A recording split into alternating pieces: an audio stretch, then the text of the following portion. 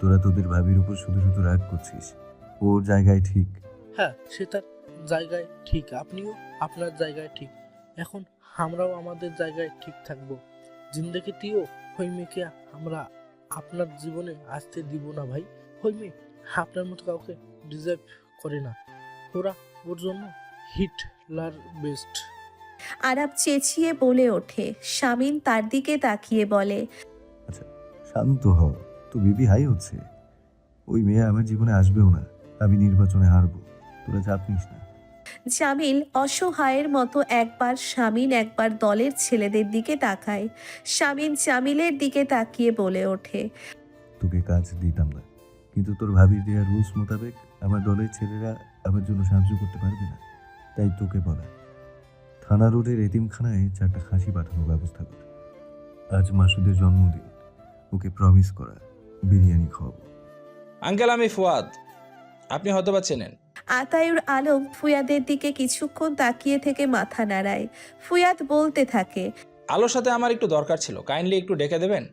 আতায়ুর আলম কিছুক্ষণ চুপ করে থেকে অস্ফুট স্বরে বলে, বসো, তুমি দিচ্ছি। পর্দা সরিয়ে বসার ঘরে ঢুকে আলো অবাক হয়ে যায়। ফুয়াদ উঠে দাঁড়িয়ে বলে, তোমার সাথে কথা বলতে এসেছি আলো। এটা করিস না ছোট, কিচ্ছু হয়নি, কাল সব ঠিক হয়ে যাবে। ইসমাম কিছু মুহূর্ত চুপ থেকে বলে, তুমি অবশিশুদের মতো করছো ভাইয়া। জানি না কিসের মতো করছি, তবে করা উচিত নয় কি? ও স্বস্তি পাচ্ছে।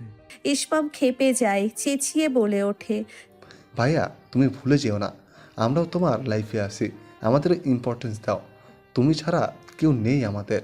শামিন ম্ল্যান হেসে বলে, আগামীকালের পর থেকে সবটা নিজের হাতে শেষ করব, তুই টেনশন করিস না। আত্মগরিমা আর আত্মসম্মান দুটোই আলাদা জিনিস আলো, তুমি গুলিয়ে ফেলেছ। আপনি কি এসব বলার জন্য এসেছেন ফুয়াদ ভাই? চা খাবেন না? বন্ধুর শ্বশুর বাড়িতে এসেছেন, আগামীকালের পর থেকে তো আর সেই অধিকারে আসতে পারবেন না। ফুয়াদ আলোর সে কথার জবাব না দিয়ে বলে, সামিন তোমার জন্য উপযুক্ত কিনা জানি না, কিন্তু তুমি সামিনের জন্য উপযুক্ত নাও আলো। এইমাত্র বুঝতে পারলাম। সামিনকে প্রতিহিংসা পরায়ণ বলো না, আসল প্রতিহিংসা পরায়ণ তুমি। সামিনের চরিত্রে কিছু ত্রুটি ছিল, ও শুধরে নিয়েছে সেসব, কিন্তু তোমার চরিত্রে যেসব ত্রুটি রয়েছে আলো, তুমি শুধরাতে পারবে না। কারণ নিজের ত্রুটি বুঝতে পারার মতো বোধশক্তি তোমাকে আল্লাহ দেয়ইনি। নিজের প্রতিশোধের 16 আনায় উসুল করে ছাড়লে আমার বন্ধুর থেকে, তাতেও তোমার মন ভরল না। ওকে কথার মার পেছে ফেলে ভোগাচ্ছ এখন। 3 দিন হলো নিজেকে বাড়িতে বন্দি করে রেখেছে, শুধু তোমার ফালতু আবদার রাখতে। আলো চুপচাপ ফুয়াদের কথা শোনে।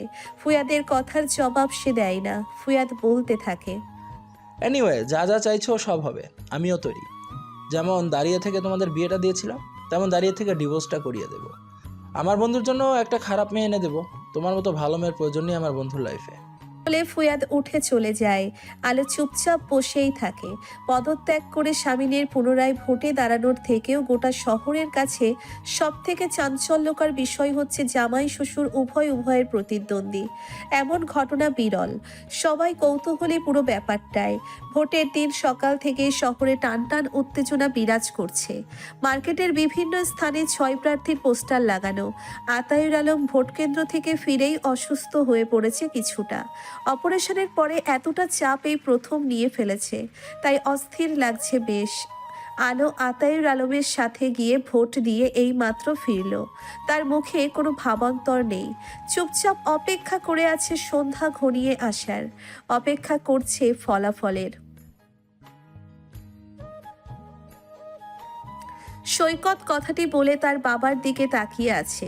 সমস্যার ভূঁইয়া বলে, বুঝতে পারছি না, তবে এইবার ওর যে তার চান্স নেই সেটা লিখে নে। মানুষ নিজের পায়ে নিজে কুড়াল বসাই, এই পাগল তো বুলডোজার বসিয়ে দিল। সাগর বলে ওঠে, সন্ধ্যা পর্যন্ত অপেক্ষা করতে পারছি না।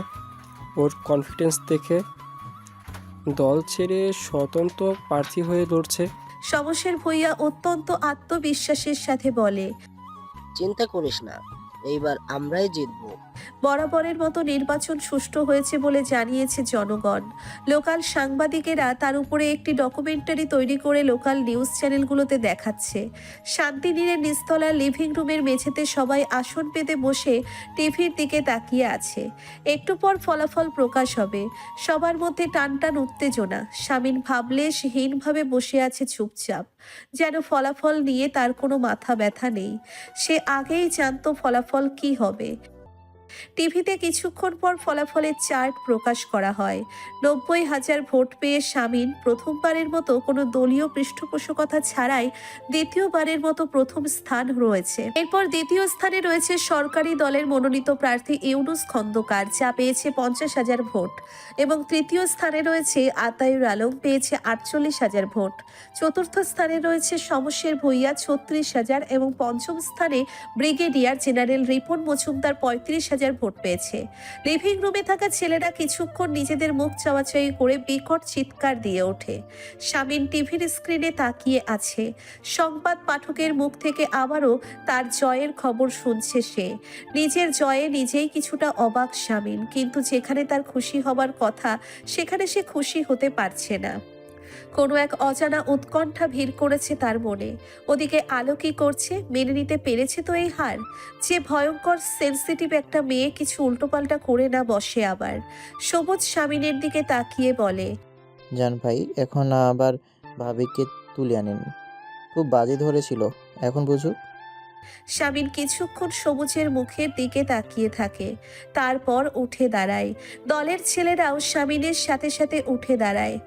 শামিন সবাইকে উদ্দেশ্য করে বলে, তোরা কোথায় যাচ্ছিস? আপনার সাথে ভাই। প্রয়োজন নেই, আমি একা যাব। টিভির স্ক্রিনের দিকে একদৃষ্টিতে তাকিয়ে আছে আলো। আতাউর আলম স্বাভাবিক, সবসময় ঠান্ডা মাথার লোক সে।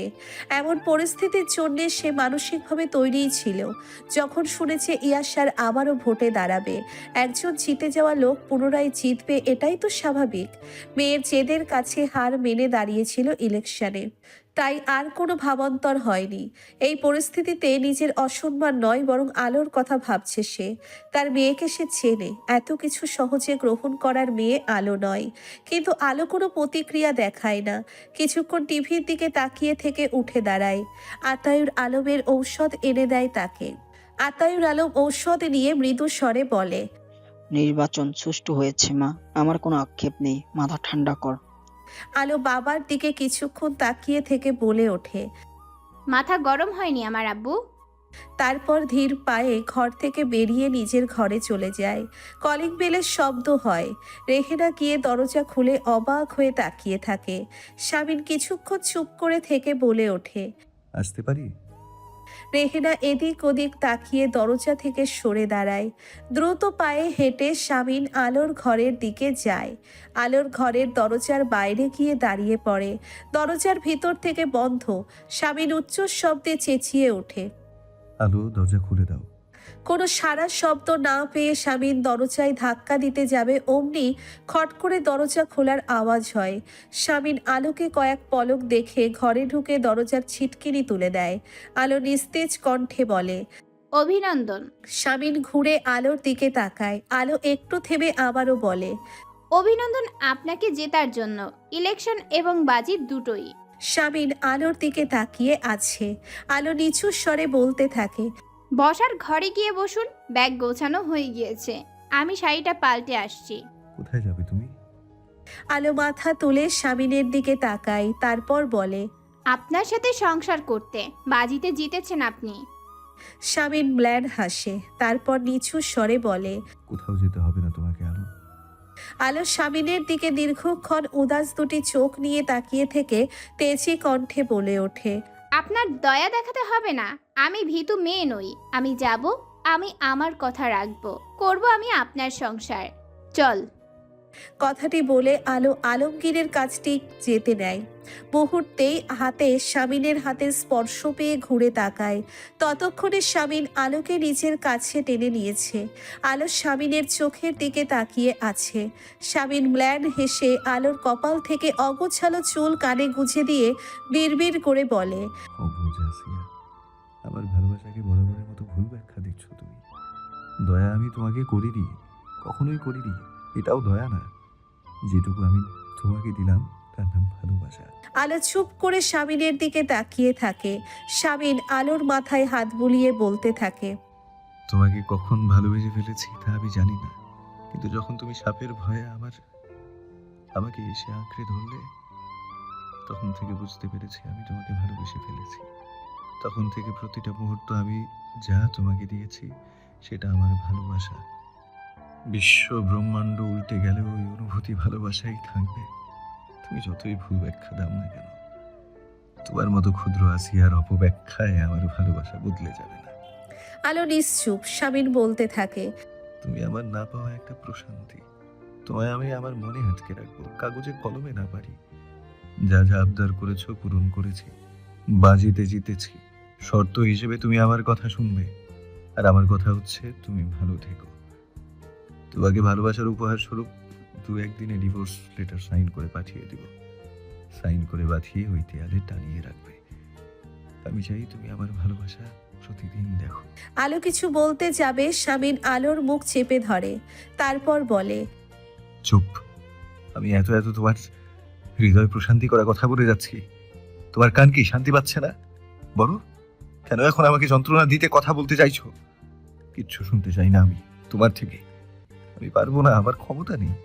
উল্টো পাল্টা কথা বলে আর আমাকে যন্ত্রণা দিও না আসিয়া। কয়েক মুহূর্ত পরে আলোর মুখ থেকে শামিন হাত সরিয়ে নিয়ে আলোর দিকে কিছুক্ষণ তাকিয়ে থাকে। তারপর আলোর গালে আলতো করে হাত বুলিয়ে তার কপালে লম্বা সময় ধরে একটা চুমু খায়। আলো চুপ করে দাঁড়িয়ে থাকে। শামিন আবারও আলোর চোখে চোখ রেখে মৃদু স্বরে বলতে থাকে, সবকিছু অনেক বেশি সুন্দর হতে পারতো আসিয়া, অনেক বেশি রঙিন। কিন্তু তুমি বর্ণান্ধ। রঙের গুরুত্ব তুমি বুঝতেই চাচ্ছ না। তোমার নারী সত্তার অনুভূতিকে সম্মান জানাতে আমি আমার জীবনের সব থেকে বড় ত্যাগ স্বীকার করলাম। নয়তো স্বামীনের জিনিস স্বামীন ইখো জনমে ছাড়ে না। কথাটা বলে শামিন আলোকে ছেড়ে দেয়। আলো চুপচাপ দাঁড়িয়ে থাকে শামিনের দিকে তাকিয়ে। শামিন আলোর ঘরের দরজা খুলে চলে যায়। দীর্ঘ সময় আলো নিচের স্থানে দাঁড়িয়ে থেকে বিছানায় ধপ করে বসে পড়ে। আপনার স্ত্রীকে আপনি ডিভোর্স দেবেন? কাজী শামিনের দিকে তাকিয়ে আছে। শামিন একটা চেয়ার টেনে বসে গম্ভীর কণ্ঠে বলল, প্রথমত আমাকে আপনি করে বলবেন না, আমি আপনার ছেলের বয়সী। কাজী বিনয়ী হয়ে বলে, তুমি কেন ওকে তালাক দিতে যাচ্ছ? জরুরি তালাক দেয়াটা। আপনি কাগজপত্র রেডি করবেন। কত সময় লাগবে? বেশি দেরি হবে? কাজীর হতভম্ব ভাব কাটছে না। সে বলে, কিছুক্ষণ আগে তুমি পুনরায় মেয়র নির্বাচিত হলে, আর তুমি এখন এসেছো বউ তালাক দিতে? কেন, কি করেছে তোমার বউ? ও কিছু করেনি, আমি করেছি। কি করেছো? ওকে বিয়ে করেছি। কাজী শামিনকে খুঁটিয়ে খুঁটিয়ে দেখে। সেই শামিন আর এই শামিনের মধ্যে বিস্তর ফারাক। এই শামিনী আশারের চোখে সেদিন হিংস্রতা দেখেছিল, আজ দেখেছে উদাসীন দুটি চোখ। শামিন বলে ওঠে, বেশি দেরি হবে আঙ্কেল? কাজী মাথা নাড়িয়ে বলে, 2 দিন লাগবে। শামিন একটা গভীর নিঃশ্বাস ফেলে। তারপর কাজীর টেবিলের ওপরে একটা ঢেকে রাখা পানির গ্লাসে চোখ যায় তার। কাজীর দিকে তাকিয়ে শুকনো গলায় বলে, পানিটা কি ভালো? আমি খেতে পারি? কাজী মাথা নাড়িয়ে গ্লাসটা শামিনের দিকে এগিয়ে দেয়। শামিন ঢক ঢক করে গ্লাসটা খালি করে উঠে দাঁড়ায়। কাজীর দিকে তাকিয়ে নিস্তেজ কণ্ঠে বলে, কাগজপত্র রেডি রাখবেন। চেয়েছিলাম মিউচুয়াল ডিভোর্স দিতে, কিন্তু অত সময় অপেক্ষা করতে ইচ্ছে করছে না, ওর কষ্ট হবে। কথাটা বলে শামিন ধীর পায়ে হেঁটে কাজী অফিস থেকে বেরিয়ে আসে। কাজী ফ্যালফ্যাল করে শামিনী আশারের যাওয়া দেখে। বসার ঘরে ঋতু সোফায় গা এলিয়ে দিয়ে বসেছিল। শামিনকে দেখে তড়িঘড়ি করে উঠে দাঁড়িয়ে তার কাছে আসে। শামিনের দৃষ্টি দেখে সে থমকে যায়, উৎকণ্ঠা নিয়ে বলে, কি হয়েছে ভাইয়া? শরীর খারাপ আপনার? চোখ এমন লাগছে কেন? কেমন লাগছে? সারাদিনে কিচ্ছু খাননি? আমি আপনার জন্য বসে আছি, আসুন খাবেন। শামিন ব্ল্যান্ড হেসে ঋতুর মাথায় আলতো করে হাত বুলিয়ে দিয়ে সিঁড়ির দিকে যেতে যেতে বলে, খেয়ে নাও তুমি। চুনু কাকার দোকান থেকে একটা ভেজিটেবল রোল খেয়েছি আমি। ঋতু থমথমে মুখ নিয়ে শামিনের যাওয়া দেখে। ওই শুভ্র পাঞ্জাবি গায়ে বলিষ্ঠ শরীরের মানুষটার জন্য তার ভীষণ কষ্ট হচ্ছে। ভীষণ উত্তপ্ত দুপুর, গরমে ঘেমে নিয়ে একাকার হয়ে দাঁড়িয়ে আছে। ওড়না দিয়ে মুখ মুছে এদিকে ওদিকে তাকাই আলো। হিয়া বলে, চল, রিস্কার জন্য দাঁড়িয়ে থেকে লাভ নেই, আজ বোর্ড পরীক্ষা। সবাই হাই স্কুলের সামনে গিয়ে বসে আছে বোধহয়। মাত্র 15 মিনিটের রাস্তা, চল হেঁটেই যাই। আলো ক্লান্ত চোখে হিয়ার দিকে তাকিয়ে নিষ্প্রাণ গলায় বলে, চল। দুজনে হাঁটতে থাকে, কিছু পথ যেতেই নীরবতা ভেঙে হিয়া বলে ওঠে। শেষ পর্যন্ত তোর সিদ্ধান্তই থাকলো, কি বলিস? আলো চুপ করে থাকে। হিয়া বলে ওঠে, মা সবসময় আমাকে বলতো একটু আলোর মতো হতে পারিস না। তখন আমিও ভাবতাম, ইস আমি যদি তোর মতো হতে পারতাম, কিন্তু এখন আমি মোটেও তোর মতো হতে চাই না। ভয় হয় আমার তোকে দেখলে। আলো এখনো নিশ্চুপ। হিয়া আলোর নীরবতা দেখে তার দিকে তাকায়। কলেজের গেটের ডান পাশে সৈকত নৌসিনের হাত ধরে দাঁড়িয়ে আছে। নৌসিন কোনো নড়াচড়া করছে না, কিন্তু তার চোখে মুখে ভয়ের ছাপ স্পষ্ট। আলো সেদিকে তাকিয়ে আছে। হিয়া পাশ থেকে বলে, এই আলো, তুই কি এখন আবার ঝামেলা করবি? দেখ ওটাও বুঝে নেবে। তখন এত করে নিষেধ করলাম প্রেমের প্রস্তাব গ্রহণ না করতে, শোনো না। আমার আর ভালো লাগছে না তোকে ঝামেলায় পড়তে দেখতে। চল গেটের ভেতরে চল। হিয়া আলোকে তাগাদা দেয়। সৈকতের সাথে দিঘির পাড়ের ঘটনার কথা মনে পড়লেই তার পুরো শরীর এখনো অসাড় হয়ে যাচ্ছে। ওই দিন কেউ না পৌঁছালে তার অবস্থা খুব খারাপ হতে পারত। সে ইহজনমে সৈকতের চোখের সামনে পড়তে চায় না। কি রে, বিয়ে ঠিক হয়েছে নাকি তোর? তা তোর হবু স্বামীকে বলে দিব আমি তোর কোথায় কোথায় শুয়েছি? বলে দিব কোথায় কোথায় তিল আছে? জড়ানো কিন্তু তেজি কণ্ঠে নৌসিনের হাতের কবজি চেপে ধরে সৈকত বলতে থাকে। নৌসিনের চোখ বেয়ে গড়িয়ে পড়া 2 ফোঁটা তরল দেখে বোঝার উপায় নেই সে ভেতরে ভেতরে গলা কাটা মুরগির মতো তরপাচ্ছে। আবেগের বশে একটা ভুলের জন্য তার জীবনের চরম প্রতিদান দিতে হবে। তার নিস্তার নেই এই জানোয়ারটার থেকে। নৌসিন চেঁচাতেও পারছে না, ঝাপসা চোখে এদিক ওদিক তাকাচ্ছে। কানের কাছে সৈকতের বলা কথাটা প্রতিধ্বনিত হচ্ছে। বলে দিব নসীন, বলে দিব। আলো হিয়ার হাত ছাড়িয়ে দিয়ে সৈকতের দিকে এগিয়ে যায়।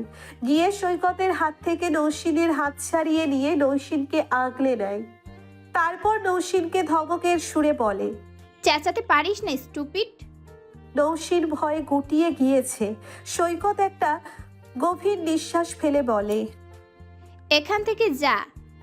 ঠান্ডা গলায় বলে আলো। সৈকত বলে ওঠে, আমির মতো বেশ সাহস না তোর?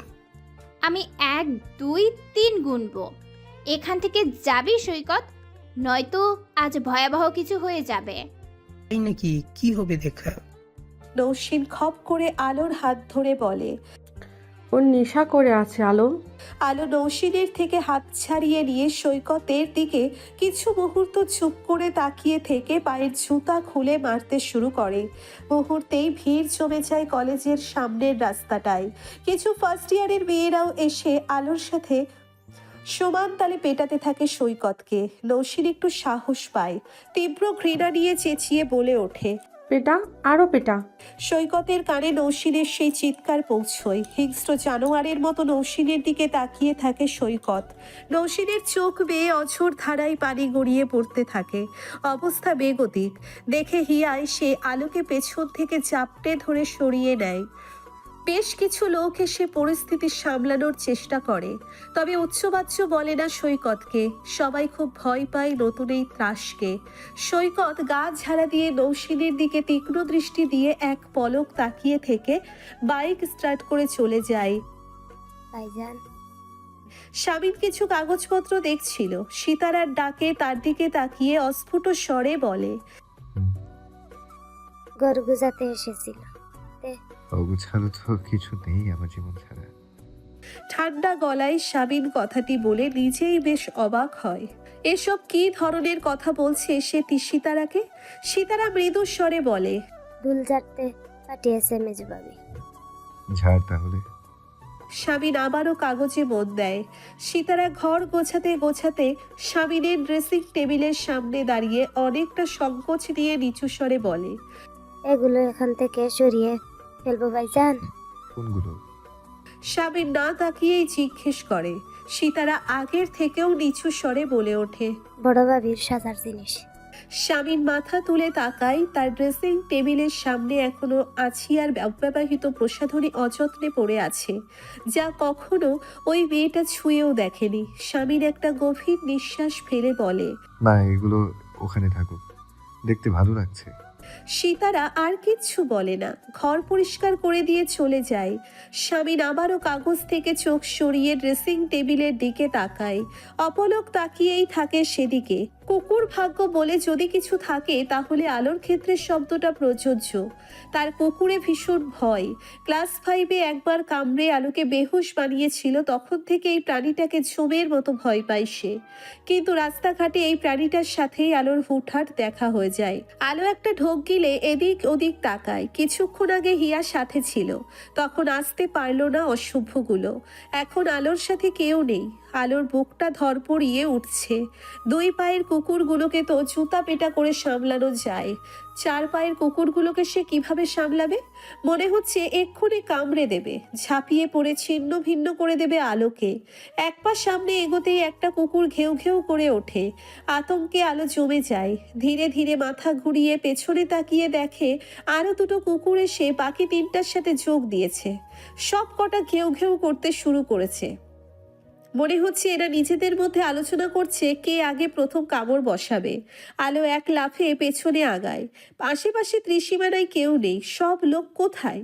পাশের মসজিদে জোহরের আজান দিয়ে দিয়েছে। কিছুটা সাহস সঞ্চয় করে সে ঘুরে দৌড়তে শুরু করে, এদিক ওদিক না তাকিয়ে।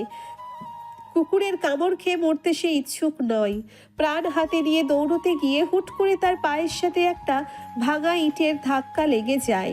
ঘটনার আকস্মিকতায় আলো কিছু বুঝে ওঠার আগেই নাকে তীব্র পিচের গন্ধ অনুভব করে।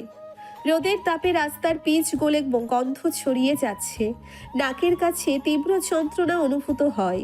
ধীরে ধীরে মাথা তুলে ওপরে তাকাতেই দেখে একটা বলিষ্ঠ হাত তার দিকে কেউ বাড়িয়ে ধরে রেখেছে। আলোর হাঁটুর কাছটায় যন্ত্রণা হচ্ছে। ছিলে গেলে যেমন হয়। ধীরে ধীরে হাতের মালিককে দেখবে বলে সে মাথা তুলে তাকাতেই থমকে যায়। অসহায়ের মতো এদিক ওদিক তাকিয়ে কি মনে করে হুট করে স্বামীনের হাতে হাত রাখে। স্বামীন গম্ভীর মুখে টেনে তোলে আলোকে। নাকে বাড়ি খেয়ে নাকের ডান পাশের ছিদ্র থেকে রক্ত ঝরছে। হাঁটুর কাছটা ছিলে গিয়েছে। নতুন চুড়িদারটা রক্ষা পায়নি। লজ্জায় আলো গুটিয়ে যায়। প্রকৃতি তাকে ক্ষণে ক্ষণে মুখ থুবড়ে পড়ার ব্যবস্থা করে দিচ্ছে। স্বামীন আলোর দিকে না তাকিয়ে দূরে দাঁড়িয়ে থাকা কুকুরগুলোর দিকে এগিয়ে যায় 2 কদম। কুকুরগুলো উল্টো পথে দৌড়ে যায়। আলো ব্যথাতুর শরীরে অবাক হয়ে তাকিয়ে থাকে।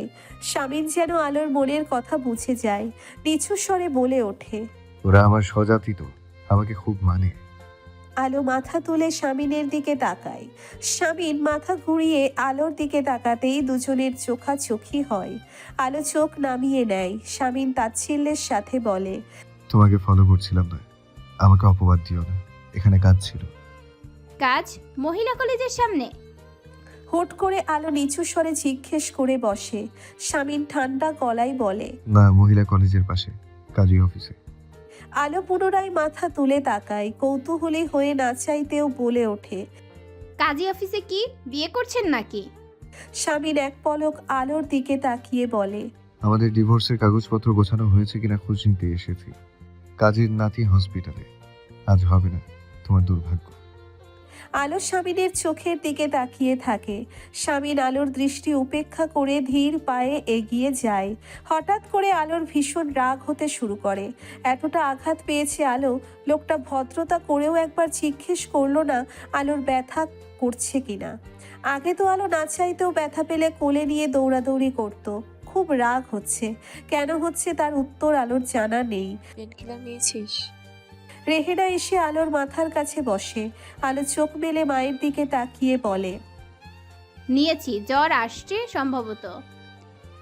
রেহেনা কিছুক্ষণ মেয়ের মুখের দিকে তাকিয়ে থেকে বলে ওঠে, একটা বার ভেবে দেখবি মোনা, শেষবারের মতো। রেহেনা যখন আলোর কাছে বিশেষ কোনো আবদার করতে চায় তখন মনা বলে সম্বোধন করে। আলো নিশ্চুপ হয়ে থাকে। রেহেনা বলতে থাকে, তুই রেখে যাস না মা, অশিক্ষিত বাঙালি মায়ের মন তো তাই মানছে না। কথাটা বলে রেহেনা শাড়ির আঁচল দিয়ে চোখের পানি মোছে। তারপর বলে ওঠে, কোন মানুষ কি আবেগ, রাগ, জেদ, প্রতিহিংসা, পরায়ণতা ভুলে উঠতে? তুই আমাকে দেখ, এমন একটা মানুষ। আলো চুপ করে মায়ের কথা শুনতে থাকে। রেহেনা আলোর নির্জীবতা দেখে একটা দীর্ঘশ্বাস ফেলে উঠে দাঁড়ায়। দরজার বাইরে আতায়ুর আলম দাঁড়িয়ে ছিল। রেহেনা নিজের স্বামীকে দেখে কয়েক মুহূর্ত দাঁড়ায়, তারপর চলে যায়। আজকে ডেলিভারি দিয়ে আর কাজ নেই। আমি অর্ডার নেইনি। আমার সেকেন্ড ইন কোর্স এক্সাম কাল। আজ ইউনিভার্সিটি যাচ্ছি, তোমরাও চলে যাও। সবকিছু গুছিয়ে নিয়ে আলো নিস্তেজ কণ্ঠে বলে সবাইকে। সিঁড়ি বেয়ে উপরে উঠে হিয়া আলোকে ডাকতে থাকে। আলো ঘুরে তাকায়। হিয়া বলে, আজ মশলার ডেলিভারি দেওয়ার ছিল, তুই আচার দিয়েছিস কেন? সব খেয়ে বসে আছিস? তাই তো, ডেলিভারি বয় চলে গিয়েছে, দাঁড়া আমি চেঞ্জ করে দিচ্ছি। বিউটি বলে ওঠে। সবাই কাজে ব্যস্ত হয়ে পড়ে। হিয়া এগিয়ে আলোর সামনে এসে দাঁড়ায়। খুঁটিয়ে খুঁটিয়ে আলোকে দেখে বলে ওঠে, কি ব্যাপার বলতো, কি হয়েছে তোর? কি হবে? আমতা আমতা করে আলো। হিয়া বলে ওঠে, দুদিন ধরে বেশ খেয়াল করছি অন্যমনস্ক থাকিস তুই। কেমন কেমন করে কথা বলিস, আঙ্কেল হেরেছে বলে? আলো মাথা নাড়িয়ে বলে, আব্বুর হার নিয়ে আমার আক্ষেপ নেই, সে তো তৃতীয় হয়েছে। হিয়া অলস ভঙ্গিতে একটা চেয়ার দখল করে টেনে বসে এদিক ওদিক তাকিয়ে বলে, তোকে একটা সিক্রেট বলি, আমি আতাউর আঙ্কেলকে ভোট দেইনি, ইয়াসার ভাইয়াকে দিয়েছি। আলো হিয়ার দিকে তাকিয়ে থাকে। হিয়া বলতে থাকে, আমি প্রিটি শিওর আমাদের ক্লাসের সব মেয়ে ইয়াসার ভাইয়াকে ভোট দিয়েছে। ইনফ্যাক্ট তরুণের দল ইয়াসার ভাইয়াকেই বেছে নিয়েছে, আর বাকিরা তো সব বুড়ো লোক। একটু থেমে হিয়া হাই তুলতে তুলতে বলে, আমাদের ক্লাসের অধিকাংশ মেয়ের ক্রাশ তোর স্বামী। তারা কি বলাবলি করে জানিস? বলে ইয়াসার ভাইয়া তাদের তুলে নিয়ে বিয়ে করলে তাদের জীবন ধন্য হয়ে যেত। কথাটা বলে হিয়া উচ্ছ্বাস শব্দে হাসতে থাকে। তারপর বলে, ইতিহাসে তোর কেসটাই বোধহয় এই প্রথম, যেখানে ভিকটিমের প্রতি বিরক্ত আর অপরাধের প্রতি সহানুভূতি দেখাচ্ছি আমরা। আলো হিয়ার থেকে চোখ সরিয়ে নিয়ে নিচু হয়ে আঁচড়ের বয়ামগুলো সরিয়ে রাখে। হিয়া বকবক করতে থাকে। একটু পরে আলোর দিকে তাকিয়ে বলে, চুপ করে আছিস কেন? কি বলবো? অন্য সময় হলে তো আমাকে কাঁচা খেয়ে ফেলতি। আজ ইয়াসার ভাইয়ার নামে এত এত কথা বলছি আর তুই চুপচাপ শুনছিস। আমাকে ঝাড়ি মারছিস না কেন? ব্যাপার কি বলতো? প্রেমে টেমে পড়লি নাকি আমার দুলা ভাই? দেখ, প্রেমে পড়লে আমাকে কানে কানে বলে দে সময় থাকতে। আপু তোমার জন্য নোটিশ এসেছে। আলো চমকে উঠে দাঁড়ায় আয়াতের কথা শুনে। আয়াত দাঁড়িয়ে আছে। আলোর অদ্ভুত অনুভূতি হচ্ছে।